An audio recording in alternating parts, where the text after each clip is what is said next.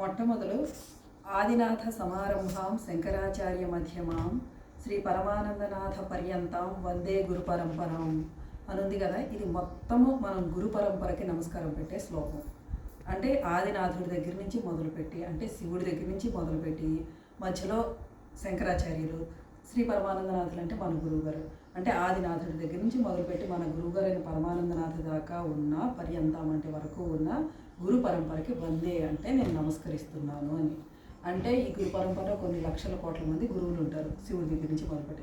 మొత్తం గురు పరంపరకి చేసే నమస్కారం. ఇకపోతే గురుత్రయం. గురుత్రయం అంటే మన స్వగురువు, పరమగురువు, పరమేష్ఠి గురువు. స్వగురువు అంటే మనకు మంత్రం ఇచ్చిన గురువు, ఆయనకి ఇచ్చిన గురువు పరమగురువు, ఆయనకు మంత్రం ఇచ్చిన గురువు పరమేష్ఠి గురువు. ఈ ముగ్గురికి 3 మంత్రాలు ఇస్తారనమాట. ఈ మంత్రాలు ఈ ముగ్గురికి సంబంధించినవి మనం చదవాలి. అయితే ఏ మంత్రం చదవాలన్నా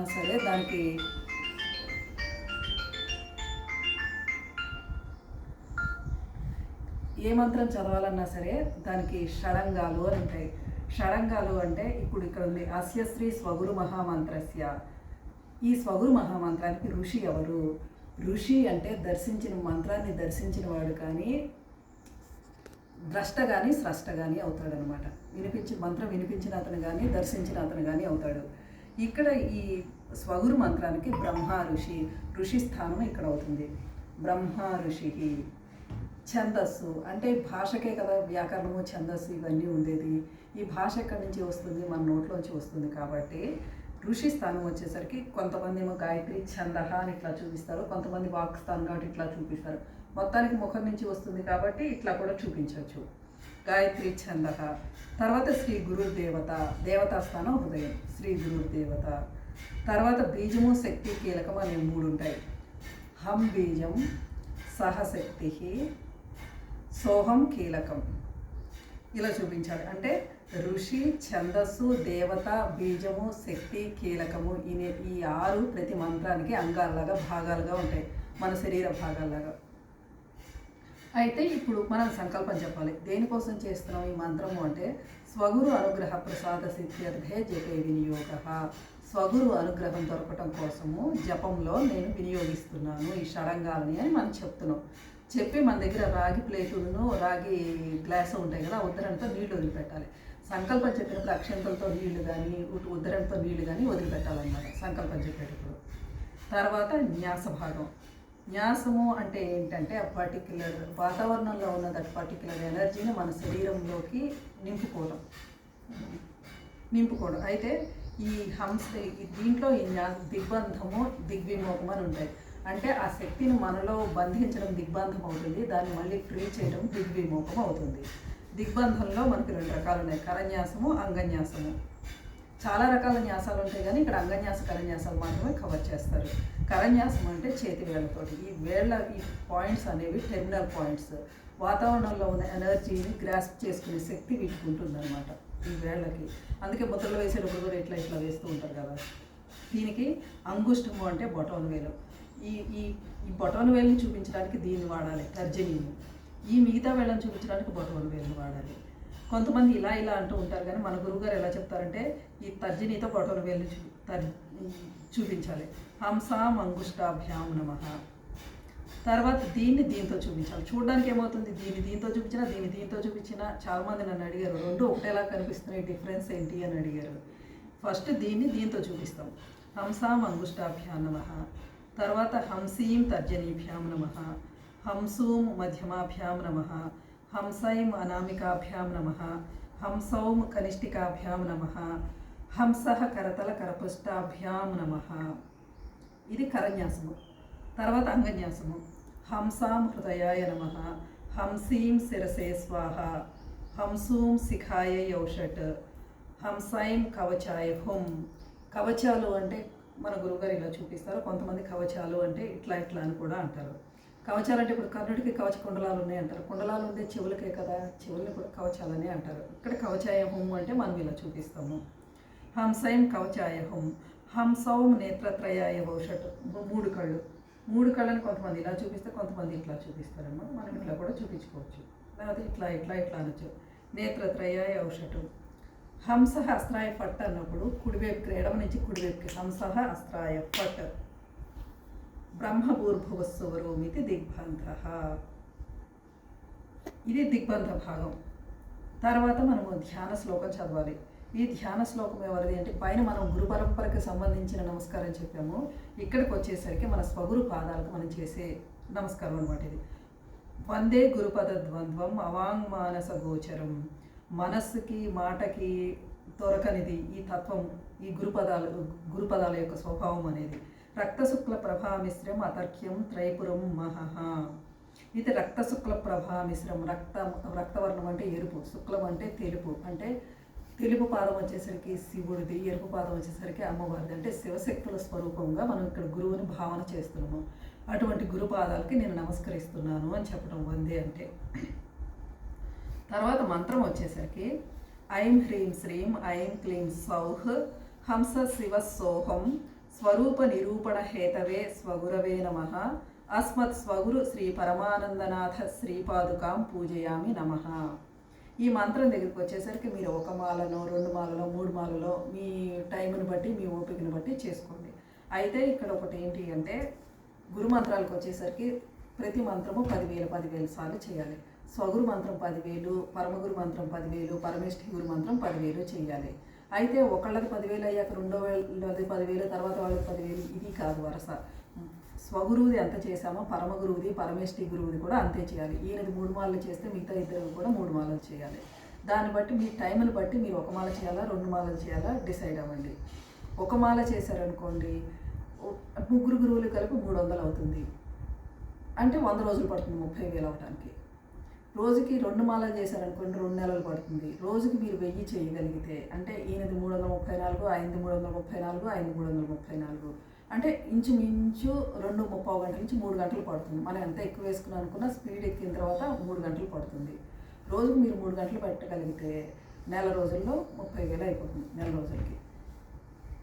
అయితే గురుదర్శనం కళలో మనకి గురుదర్శనం జరగటం కానీ, మనం జపం చేసేటప్పుడు ఎదురుకుండా వచ్చి కూర్చున్నట్టు కనిపించటం కానీ, మనతో మాట్లాడినట్టు అనిపించటం కానీ, లేకపోతే మన 3 గురువుల స్వగురు పరమగురు పరమేష్ఠి గురువులు ఏ గురువైనా అవ్వచ్చు, లేకపోతే గురుమండలంలో ఏ గురువులైనా అవ్వచ్చు, లేకపోతే దత్తరూపం అవ్వచ్చు, హయగ్రీవుడు, మొత్తానికి ఏవైనా గురు రూపాలు కళలోకి రావడం అనేది సిద్ధి జరిగింది అనడానికి సూచన. ఇది 30,000 జరిగేదాకా సిద్ధి రాదా అంటే కొంతమందికి 2-3 వేలకే వచ్చేస్తుంది, కొంతమందికి 10,000కి వస్తుంది. చెప్పలేదు, మీరు శ్రద్ధగా చేసేసుకుంటూ వెళ్ళిపోవడమే. అయితే జపం చేసిన తర్వాత మనం ఎంత జపం చేసామో ఆ జపంలో 10వ వంతుని గాయత్రి మంత్రం చదవాలి. ఇక్కడ మన స్వగురు గాయత్రి ఏంటంటే శ్రీ గురురాజాయ విద్మహే పరమానందనాథాయ ధీమహి తన్నో గురు ప్రచోదయాత్. 100 చేశారనుకోండి మీరు స్వగురు మంత్రము 10 సార్లు స్వగురు గాయత్రి చదవాలి. అది ప్రతి మంత్రానికి ఆ గాయత్రి మంత్రం చదవడం మంచిది. తర్వాత అయిపోయింది, ఇప్పుడు ప్రాసెస్ అయిపోయిన తర్వాత మళ్ళీ ధ్యాన శ్లోకం, మళ్ళీ గురుపాదాలని ధ్యానం చేయాలి. ఆ ధ్యాన శ్లోకం చదివి ధ్యాన శ్లోకం అయిపోయిన తర్వాత మీకు వీలైతే జనరల్గా అయితే గురు మంత్రాలకి పంచపూజలు ఉండవంటారు, కానీ మీరు ఆ గురు మంత్రం అయిపోయిన తర్వాత పటికి బెల్లం ముక్కలు కానీ, బాదం పప్పు కానీ, కిస్మిస్, బెల్లం ముక్కలు అది వండింది ఏదైనా సరే నైవేద్యం పెట్టండి.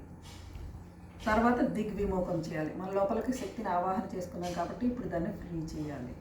ఫ్రీ చేయకపోతే ఏంటి, మనతో పాటు గురువు ఉంటే నష్టం ఏంటి? మనలో గురుతత్వం ఉండి సాక్షిగా మనం చేసే జపాన్ని చూస్తూ ఉన్నట్లే లెక్క. ఇది ఏంటి అని అంటే మనము దిగ్విమోకం చేయకుండా బయటికి వెళ్తాము, బయటికి మాట్లాడుకోవడం వాళ్ళతో మాట్లాడతాం, తగలకూడదు వాళ్ళని తగులుతాం.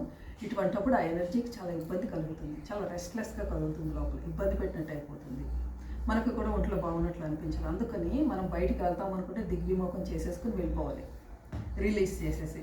దీనికి కూడా ఇంతకట్లాగే హంసాం అంగుష్టాభ్యాం నమః, హంసీం తర్జనీభ్యాం నమః, హంసూం మధ్యమాభ్యాం నమః, హంసైం అనామికాభ్యాం నమః, హంసౌం కనిష్ఠికాభ్యాం నమః, హంసః కరతలకరపుష్టాభ్యాం నమః.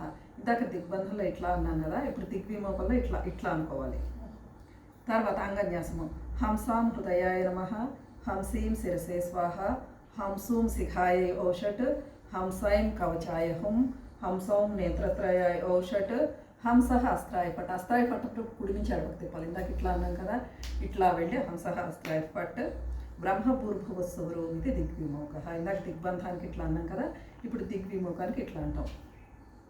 కొంతమంది ఏం చేస్తారంటే దిగ్బంధానికి ఇట్లా అంటారు, దిగ్విమోకానికి ఇట్లా అంటారు. మన గురువు గారు ఏం చేస్తారంటే దిగ్బంధానికి ఇట్లా అని, దిగ్విమోకానికి ఇట్లా విడదీసినట్లు అయిపోతుంది. ఇప్పుడు అయిపోయిన తర్వాత మయాకృతం స్వగురు జపం స్వగురు చరణారవిందార్పణమస్తు. స్వగురు దేవత సుప్రీత సుప్రసన్న వరదా భవతని ఉద్ధరణతో నీటిని పళ్ళెల్లో వదలాలి. అంటే మనం గెయిన్ చేసిన ఎనర్జీని గురువు పాదాల దగ్గరే వదలాలి. గురువు మళ్ళీ ఆ ఎనర్జీ మనకి రావడం కోసం మళ్ళీ దాన్ని మనం తీర్థంగా తీసుకోవాలి. అట్లాగే పరమగురు మంత్రం. అస్య శ్రీ పరమగురు మహామంత్రస్య సదాశివ ఋషి పంక్తిశ్చంద శ్రీ పరమగురుర్దేవత హం బీజం సహశక్తి సోహం కీలకం పరమగురు అనుగ్రహ ప్రసాద సిద్ధ్యర్థే జపే వినియోగ. దీన్ని చూపిస్తాను. అస్య శ్రీ పరమగురు మహామంత్రస్య సదాశివ ఋషి పంక్తిశ్చంద శ్రీ పరమగురుర్దేవత హం బీజం సహశక్తి సోహం కీలకం పరమగురు అనుగ్రహ ప్రసాద సిద్ధ్యర్థే జపే వినియోగ. దిగ్బంధం. హంసాం అంగుష్టాభ్యాం నమః హంసీం తర్జనీభ్యాం నమః హంసూం మధ్యమాభ్యాం నమః హంసైం అనామికాభ్యాం నమః హంసౌం కనిష్ఠికాభ్యాం నమః హంసః కరతల కరపృష్ఠాభ్యాం నమః. ఇప్పుడు అంగన్యాసం. హంసాం హృదయాయ నమః హంసీం శిరసే స్వాహ హంసూం శిఖాయై ఔషట్ హంసైం కవచాయ హుం హంసౌం నేత్రత్రయాయ ఔషట్ హంసః అస్త్రాయ ఫట్ బ్రహ్మభూర్భువస్సువరోమితి దిగ్భాంతః. ధ్యాన శ్లోకం. వందే గురుపదద్వంద్వం అవాంగ్మానసగోచరం రక్తశుక్ల ప్రభా మిశ్రమతర్క్యం త్రైపురం మహః. ఇప్పుడు పరమగురు మంత్రం. ఐం హ్రీం శ్రీం ఐం క్లీం సౌః సోహం హంస శివః స్వచ్ఛ ప్రకాశ విమర్శహేతవే పరమగురవే నమః అస్మత్ పరమగురు శ్రీ విరజానందనాథ శ్రీపాదుకాం పూజయామి నమః. దీన్ని మళ్ళీ పైన మన స్వగురువు ఎన్ని మాలలు చేస్తామో ఈ పరమగురువుని కూడా అన్ని మాలలు చేయాలి. చేసిన తర్వాత ఇప్పుడు పరమగురు గాయత్రి. శ్రీ గురురాజాయ విద్మహే విరజానందనాథాయ ధీమహి తన్నో గురు ప్రచోదయాత్. ఈ గాయత్రి మంత్రం అయిపోయిన తర్వాత మళ్ళీ ధ్యాన శ్లోకం చదవాలి. వందే గురుపదద్వంద్వం అవాంగ్మానసగోచరం రక్తశుక్ల ప్రభా మిశ్రమతర్క్యం త్రైపురం మహః. ఇప్పుడు దిగ్విమోకం ప్రాసెస్. హంసాం అంగుష్టాభ్యాం నమః హంసీం తర్జనీభ్యాం నమః హంసూం మధ్యమాభ్యాం నమః హంసైం అనామికాభ్యాం నమః హంసౌం కనిష్ఠికాభ్యాం నమః హంసః కరతల కరపృష్ఠాభ్యాం నమః. అంగన్యాసం. హంసాం హృదయాయ నమః హంసీం శిరసే స్వాహ హంసూం శిఖాయై ఔషట్ హంసైం కవచాయ హుం హంసౌం నేత్రత్రయాయ ఔషట్ హంసః అస్త్రాయ ఫట్ బ్రహ్మభూర్భువస్సువరోమితి దిగ్విమోకః. ఇప్పుడు ఇది అయిపోయిన తర్వాత మయాకృతం పరమగురు జపం పరమగురు చరణారవిందార్పణమస్తు. పరమగురు దేవత సుప్రీత సుప్రసన్న వరదా భవతు అని ఉద్ధరణతో నీటిని పళ్ళెంలో వదిలి ఆ నీటిని తర్వాత చివరిలో తీర్థంగా తీసుకోవాలి. ఇప్పుడు పరమేష్ఠి గురు మంత్రం. అస్య శ్రీ పరమేష్ఠి గురు మహామంత్రస్య దక్షిణామూర్తి ఋషి పంక్తిశ్చందః శ్రీ పరమేష్ఠి గురుర్దేవత హం బీజం సహశక్తి సోహం కీలకం పరమేష్ఠి గురు అనుగ్రహ ప్రసాద సిద్ధ్యర్థే జపే వినియోగ. దిగ్బంధం. హంసాం అంగుష్టాభ్యాం నమః హంసీం తర్జనీభ్యాం నమః హంసూం మధ్యమాభ్యాం నమః హంసైం అనామికాభ్యాం నమః హంసౌం కనిష్ఠికాభ్యాం నమః హంసః కరతల కరపృష్ఠాభ్యాం నమః. అంగన్యాసము. హంసాం హృదయాయ నమః హంసీం శిరసే స్వాహ హంసూం శిఖాయై ఔషట్ హంసైం కవచాయ హుం హంసౌం నేత్రత్రయాయ ఔషట్ హంసః అస్త్రాయ ఫట్ బ్రహ్మభూర్భువస్సువరోమితి దిగ్భాంతః. ధ్యాన శ్లోకము. వందే గురుపదద్వంద్వం అవాంగ్మానసగోచరం రక్తశుక్ల ప్రభా మిశ్రమతర్క్యం త్రైపురం మహః. పరమేష్ఠి గురు మంత్రము. ఐం హ్రీం శ్రీం ఐం క్లీం సౌః హంస శివ సోహం హంసః స్వాత్మారామ పంజర విలీన తేజోహేతవే పరమేష్ఠి గురవే నమః అస్మత్ పరమేష్ఠి గురు శ్రీ సదానందనాథ శ్రీపాదుకాం పూజయామి నమః. పరమేష్ఠి గురు గాయత్రి. శ్రీ గురురాజాయ విద్మహే సదానందనాథాయ ధీమహి తన్నో గురు ప్రచోదయాత్. ధ్యాన శ్లోకము. వందే గురుపదద్వంద్వం అవాంగ్మానసగోచరం రక్తశుక్ల ప్రభా మిశ్రమతర్క్యం త్రైపురం మహః. తర్వాత దిగ్విమోకం ప్రాసెస్. కరన్యాసము. హంసాం అంగుష్టాభ్యాం నమః హంసీం తర్జనీభ్యాం నమః హంసూం మధ్యమాభ్యాం నమః హంసైం అనామికాభ్యాం నమః హంసౌం కనిష్ఠికాభ్యాం నమః హంసః కరతల కరపృష్ఠాభ్యాం నమః. అంగన్యాసము. హంసాం హృదయాయ నమః హంసీం శిరసే స్వాహ హంసూం శిఖాయై ఔషట్ హంసైం కవచాయ హుం హంసౌం నేత్రత్రయాయ ఔషట్ హంస అస్త్రాయ ఫట్ బ్రహ్మభూర్భువస్సువరోమితి దిగ్విమోక. ఇది అయిపోయిన తర్వాత మయాకృతం పరమేష్ఠి గురు జపం పరమేష్ఠి గురు దేవత చరణార విందార్పణమస్తు. పరమేష్ఠి గురుర్దేవత సుప్రీత సుప్రసన్న వరదా భవతు. ఈ విధంగా చెప్తూ ఉద్ధరణతో నీటిని పళ్ళెల్లో వదలాలి. తర్వాత ఈ నీటిని తీర్థంగా తీసుకోవాలి.